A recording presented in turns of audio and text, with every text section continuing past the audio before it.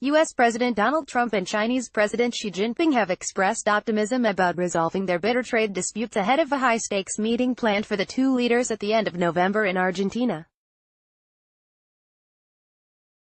But within hours of the upbeat assessments, the U.S. Justice Department took aim at another Chinese firm it accused of unfair practices, part of an across-the-board pressure campaign by the Trump administration targeting Beijing. Trump said on Twitter the trade discussions with China were moving along nicely, and that he planned to meet with Xi on the sidelines of the G20 Leaders Summit, after the two had a very good phone discussion. Bloomberg later reported, citing people familiar with the matter, that Trump wants to reach a trade agreement with China at the G20 meeting, and that after the call with Xi he had asked officials to begin drafting potential terms. The report said it was unclear if Trump was easing up on demands that have been resisted by Beijing, and cited one person as saying intellectual property theft is a sticking point on a possible deal.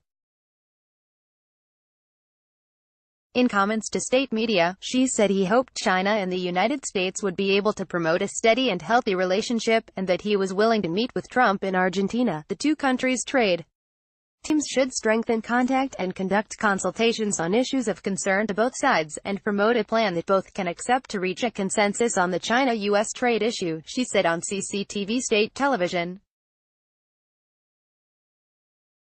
Xi was quoted by CCTV as saying after the call with Trump that the two leaders had hoped to expand trade cooperation. Neither leader specified any details of potential progress in their first known direct discussion in several months.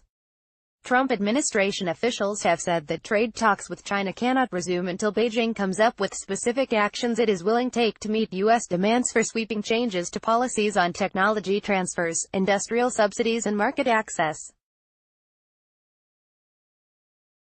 The two countries already have imposed tariffs on hundreds of billions of dollars of each other's goods, and Trump has threatened to slap tariffs on the remainder of China's $500 billion plus $690 billion exports to the United States if the disputes cannot be resolved.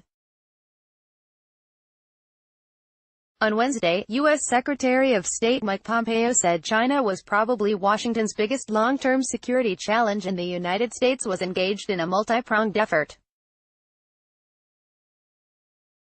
to convince China to behave like a normal nation on commerce and respect international law. But Trump struck a more affable tone on Twitter after the phone call with Xi. Just had a long and very good conversation with President Xi Jinping of China. We talked about many subjects, with a heavy emphasis on trade, Trump tweeted. Those discussions are moving along nicely with meetings being scheduled at the G20 in Argentina. Also had good discussion on North Korea.